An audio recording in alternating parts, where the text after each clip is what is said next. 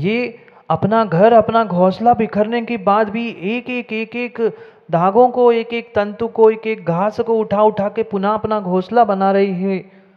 और मैं तो इंसान हूँ, मैं तो इंसान हूँ, मुझे हाथ है, पैर है, बुद्धि है, ज्ञान है, मैं इतना ज्ञानी हूँ, शास्त्रों को पढ़ चुका हूँ। वो कहता है कोई बात नहीं, और एक बार देखता हूँ। वो चिड़िया जब इतना पुरुषार्थ कर सकती है तो मैं भी कर लूँ, देख लेता हूँ 1 महीना और साधना करके। अहंकार में साधना नहीं होती, और साधना में अहंकार भी नहीं होता। पुनः पहुंचा, पुनः 1 महीने की तपस्या उसने की, साधना की, ध्यान करने का प्रयास किया, क्योंकि उसने सुना था ग्रंथों में कि एकांत में बैठने से आनंद मिलता है, साधना करने से आनंद मिलता है, ध्यान करने से आत्मा का आनंद मिलता है। खोखला खोखला खोखला, वो कहता है दूसरे महीने बाद भी ये सब झूठ बातें हैं, ये खोखला आगम होता है, जिनवाणी सत्य होती ही नहीं है। क्या करें? अब अंगूर दूर थे सो खट्टे थे, खाते नहीं बन रहा था सो खट्टे थे। पुनः कहता है बस बहुत हो गया, क्या है ढोंग, ये फालतू को शरीर को सुखाओ, खाना पीना छोड़ दो, उससे अच्छा मौज मस्ती करो, कम से कम इंद्रिय सुख से आनंद मिल जाए। किसने कहा आत्मा होती है, आत्मा में आनंद होता है, ये सब व्यर्थ की बातें हैं, छोड़ दो। पुनः जाता हूँ घर। जैसे ही पुनः घर से बाहर, वो गुफा से बाहर निकलने को हुआ, उस दिन उसने देखा कि गुफा के द्वार पर ही एक मकड़ी जाल बुन रही थी। आधा जाल वो बुन चुकी थी, पर वह बार बार देख रहा था, हवा काफ़ी चल रही थी, वह मकड़ी पुनः चढ़ती, 2 ही कुछ तंतु बना पाती, पुनः गिरती, पुनः उठती, पुनः चढ़ती, पुनः उठती, पुनः गिरती। अब तो दृश्य दरवाजे पर ही था। वो सोचता है क्या मैं मकड़ी से भी गया बीता हूँ? मैं तो इंसान हूँ, मैं इतना ज्ञानी हूँ, मैंने इतना पढ़ा, इतनी 2 महीने की साधना की, क्यों ना हो और थोड़ा सा प्रयास करे, हो सकता है 3 महीने बाद सिद्धि होती हो। ये मकड़ी जब इतना पुरुषार्थ करती है, नीचे से ऊपर, ऊपर से नीचे, इतना पुरुषार्थ करके इतना छोटा सा जीव मेहनत कर सकता है, तो मैं भी पुरुषार्थ क्यों ना करूं। पुनः उल्टे पांव वह वापस गुफा में पहुंचता है और पुनः ध्यान में बैठ जाता है, पुनः साधना में, तपस्या में लीन होता है। पर क्या खाक फल मिलता? क्या खाक फल मिलता उसको, जिसने कभी प्रैक्टिकल कैसे करना पड़ता है ये सीखा ही नहीं है, पूछा ही नहीं है किसी से, ध्यान कैसे किया जाता है, क्या साधना होती है, जिसने कभी गुरु बनाए नहीं है, वो क्या जाने, वो क्या जाने। 3रा महीना भी यूं ही निकल गया। अब तो उसने कहा अब तो बहुत हो गया, घर में जितने जितने अलमारी में कचरा, मतलब जो पढ़ा है मैंने, वो जितना जितना कचरा कागजों का भरा है, मैं सब अलग कर दूंगा। क्या मतलब? खोटी खोटी बातें, झूठी झूठी बातें लिख के रखी है, होता ही नहीं है। एकांत में ध्यान करने से, साधना से कोई फल नहीं मिला, 3 महीने हो गया। कई बार ऐसे नहीं होता माँ, ज्ञान आगम का कुछ होता है और हमारी अनुभूति कुछ और ही होती है, और हम अपनी अनुभूति से निर्णय करना चाहते हैं कि नहीं हम नहीं समझ पाए, तो कहीं ना कहीं गड़बड़ है। नहीं है गड़बड़ मुकेश जी, यहाँ नहीं है गड़बड़, इधर है। कहीं ना कहीं गड़बड़, कहीं ना कहीं गड़बड़ हमारे भीतर है, तभी तो काम फलीभूत नहीं हो रहा है।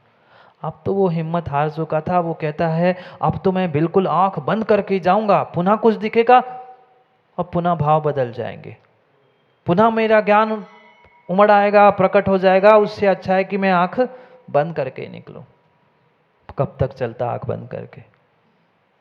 गुफा के बाहर जैसे तैसे आया, थोड़ा सा ही चला, जंगल आधे से ज्यादा पार करके अब नगर आने ही वाला था। पर कब तक चलता, जब तक अनुभव टटोल टटोल कर चलता रहा, 10, 15, 20, 25 मिनट, और आखिरकार उसको आंख खोलनी पड़ी। आखिरकार आंख खोलनी पड़ी। जैसे ही उसकी आंख खुली, अब सामने जो वस्तु है वो तो दिखेगी दिखेगी। जैसे ही उसने आंख खोली, सामने एक कराता हुआ, तड़पता हुआ, चिल्लाता हुआ एक श्वान उसे दिख गया। बहुत करा रहा था, रो रहा था, उसके मुख से वह भौंकने की तक आवाज़ नहीं आ रही थी। बहुत बहुत बहुत दर्द था। वो सोचता है ठीक है जाके देख ही लूँ, इतनी तो इंसानियत बनती है यार, कोई चिल्ला रहा है, रो रहा है, कुत्ता है वो, सब क्या हो गया। पास में जाता है और देखता है कि उस कुत्ते के पीठ पर बहुत बड़ा घाव था और उस घाव में छोटे छोटे जीव बिलबिला रहे थे और वो उस कुत्ते को काट रहे थे। वो इसलिए रो रहा था। अब वो करता क्या, तड़प रहा था, तड़प रहा था। उसकी तड़पन को देखकर 3 महीने का साधक तड़प गया। वो कहता है ध्यान बिन गया, पहले ये तड़प रहा है ना, उसको कुछ कर सकता हूँ क्या। उसने एक एक कीड़े को बीनते बीनते अलग करने का प्रयास किया। कुछ ही समय में जो कीड़े उस श्वान को काट रहे थे, वह कीड़े उसने अलग कर दिए। वह श्वान भी जो रो रहा था, करा रहा था, चिल्ला रहा था, वो शांत हो गया। वो शांत हो गया और एक एक कीड़े निकालते निकालते उसका जो रोना कम हो रहा था, उसका बिलखना कम हो रहा था। जैसे उसका रोना कम हो रहा था, इतना इसका इधर आनंद बढ़ रहा था। वो खुश हो रहा था। और जैसे ही वह श्वान उस दर्द से छुटकारा पाकर लेटा हुआ बैठ जाता है, वह हाथ जोड़ता है, कुत्ते के नहीं, वो परमात्मा के हाथ जोड़ता है और कहता है परमात्मा मुझे नहीं पता था, मुझे नहीं पता था। बहुत अच्छा हुआ कि घर जाने से पहले आपने मुझे सच्चा बोध कराया।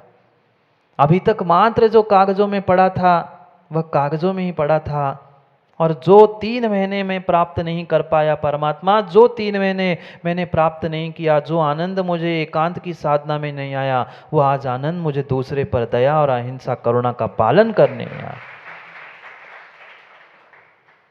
वो धन्यवाद दे रहा था हाथ जोड़ के परमात्मा को कि बहुत अच्छा हुआ परमात्मा, अगर वही मेरा ध्यान लग जाता, वहाँ वही साधना हो जाती, तो शायद मैं भी एकांत से ही यही मानता रहता कि एकांत में रहने से ही सब काम हो जाता है। पर जो आनंद मुझे आज तक जीवन में ग्रंथों के पन्ने पलटने में नहीं मिला, तुम्हारी पूजा करने में नहीं मिला, एकांत में ध्यान साधना करने में नहीं मिला, उससे कई कई कई अधिक गुना आनंद मुझे इस पर दया करते हुए, इसके दुख को मिटाते हुए मिला था।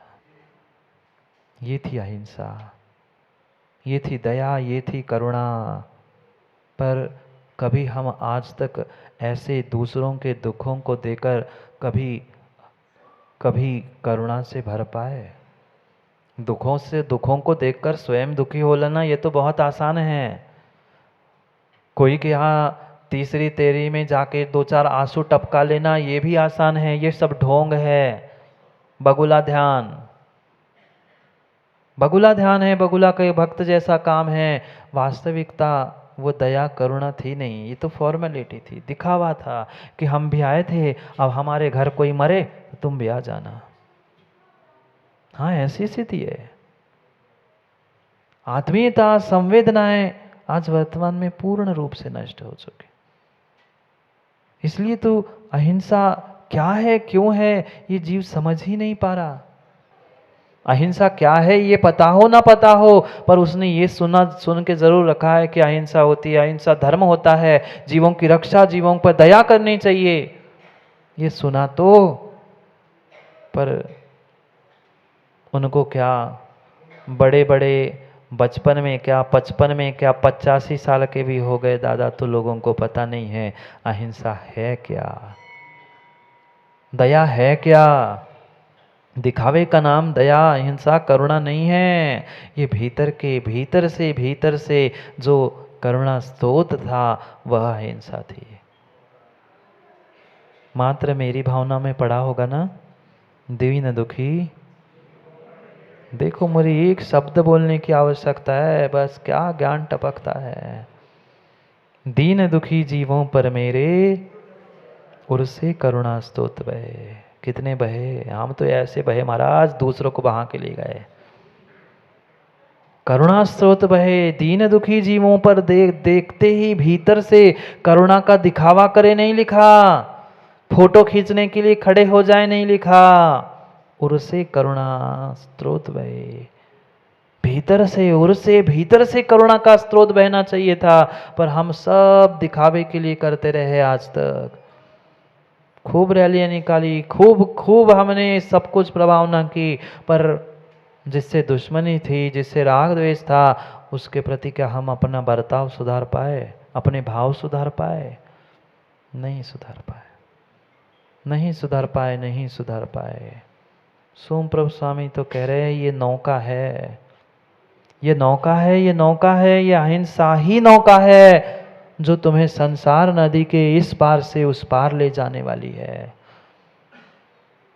ये नौका है, पर नौका में हम बैठे तो हम बैठना ही नहीं चाहते। कौन पार कराएगा?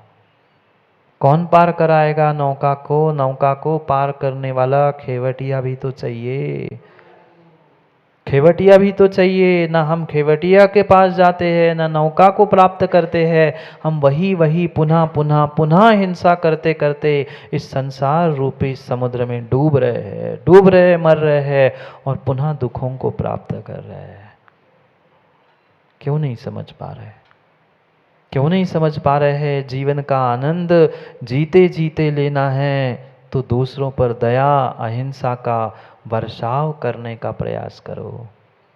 जैसे गिर रहा है ना 2 दिन से पानी, गिर रहा है ना 2 दिन से पानी, कब पानी गिरे कोई भरोसा नहीं। बाहर निकलो कि अभी तक तो पानी नहीं यार, बाहर निकले पानी। जैसे ये पानी उस उष्णता को, अग्नि को बुझाने का काम करता है, ऐसे ही तुम्हारे दुखों को, तुम्हारे पापों को अगर कोई नष्ट करने का काम करता है तो ये अहिंसा है। यह अहिंसा है। अहिंसा ही तुम्हारी दुख, कष्ट, परेशानी रूपी उस अग्नि को बुझाने वाला है। माँ दुखी नहीं है ना, परेशान नहीं है ना, संसार में घर में कभी कष्ट आए ही नहीं है ना? बोलो ना, ना कह रहा हूँ, आए हैं ना, आए हैं ना। क्यों आए? कभी विचार किया? हमारे ही साथ ऐसे दुख क्यों आए? हमें ही असाता वेदनी क्यों ग्रसित कर रही है? हमारे ही साथ ऐसा क्यों हुआ? कहीं ना कहीं हमने ही ऐसा पिछली पर्याय में दूसरों के साथ किया था, दूसरों को दुख दिया था, दूसरों की हिंसा की थी, इसलिए वह हमारी भी हिंसा हो रही है। ये सिद्धांत है करणानि योग का, ये सिद्धांत है करणानि योग का। आप जितनी ज़्यादा जिन जिन जीवों की हिंसा करोगे, आने वाले समय में उन पर्यायों को आपको अवश्य ही प्राप्त करना पड़ेगा। हाँ सिंह जी, करणानियों का सिद्धांत है, आप जितने जो इंद्रिय जीवों की अधिक हिंसा करोगे, माना कि बहुत मच्छर परेशान करते, बहुत मच्छर परेशान करते, कई फास्ट कार्ड, कई कछुआ छाप, कई ऑल आउट, क्या क्या लगा के उनको मिटा रहे हो ना, पक्का मान लेना उस समय अगर आयु बंधक हुआ तो तुम उसी योनि में पहुंचोगे, उसी योनि में पहुंचोगे। इसलिए संभल कर जियो। अभी हिंसा के तो बात आगे करेंगे, अभी तो अहिंसा की बात कह रहे हैं। इतना महान ये कष्टों को, दुखों को, परेशानी को दूर करने के लिए, उस अग्नि को बुझाने के लिए ये अहिंसा ही मेघ रूपी वर्षाव करने वाला है।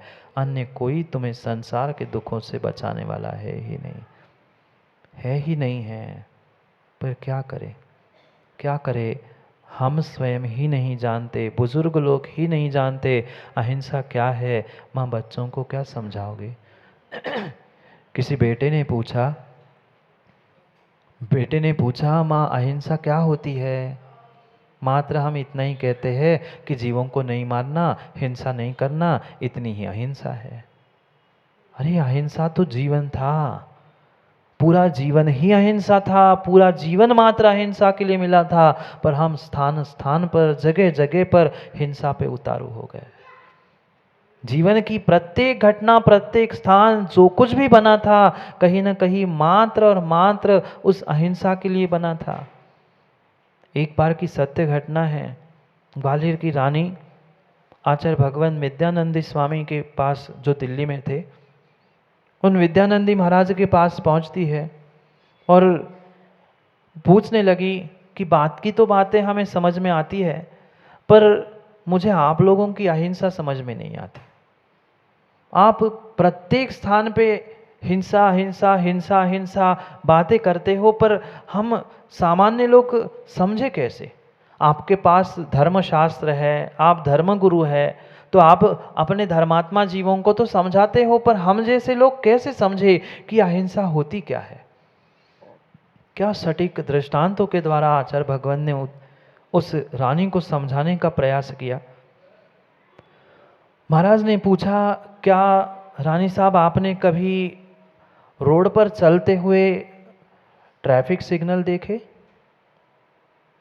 उसने कहा हाँ देखे। उसमें एक लाल सिग्नल देखा? उसने कहा हाँ देखा। और जैसे ही लाल सिग्नल देखा आपने क्या किया? गाड़ी रुक गई। ये लाल सिग्नल ही अहिंसा है। मुनिराज कहते हैं ये लाल सिग्नल ही अहिंसा है। मतलब वह लाल सिग्नल इसलिए लगा था कि अगर आप अभी नहीं रुकोगे तो जाके आगे जाके कहीं टकरा जाओगे और आपका एक्सीडेंट होगा, कुछ ना कुछ हिंसा होगी। इसलिए लाल बत्ती तुम्हें अहिंसा सिखा रही थी। वो कहते इतना ही नहीं, उस ट्रैफिक सिग्नल के अलावा भी एक इंसान बीचों बीच खड़ा रहता है सीटी लेके। देखा कभी आप लोगों ने? ट्रैफिक पुलिस, वो क्यों खड़ा था? वो भी अहिंसा के लिए खड़ा था। थोड़ी सी भी हिंसा ना हो, माना कि कोई सिग्नल का पालन नहीं करता है, तो कोई इंसान भी हो जो उस हिंसा से रक्षा करने वाला है, वह ट्रैफिक पुलिस भी हमारे जीवन की अहिंसा है। वो कहते हैं और मुनिराज और दृष्टांतों से समझाने लगे, मात्र ट्रैफिक पुलिस भी नहीं, जो आपके ग्वालियर में, आपके नगरों में जो पुलिस थाने बने हैं, वे किस लिए बने हैं? वे किस लिए बने? वे भी मात्र और मात्र हिंसा, चोरी, झूठ आदि से बचने के लिए, अहिंसा का पालन हो, इसीलिए तो बने हैं। क्योंकि जितने जितने जितने बाकी पाप है वे सभी हिंसा के अंतर्गत ही है। चाहे चोरी, झूठ, कुशील, परिग्रह, सबका मुखिया हिंसा पाप था। और सब पुण्यों का, सब कार्यों का मुखिया कुछ है, सर्वश्रेष्ठ है, तो अहिंसा व्रत है। सर्वश्रेष्ठ अहिंसा व्रत है। वो समझा रहे थे, वह पुलिस थाने भी अगर बने हैं तो वह मात्र और मात्र जीवन की अहिंसा का प्रदर्शन करने के लिए बने।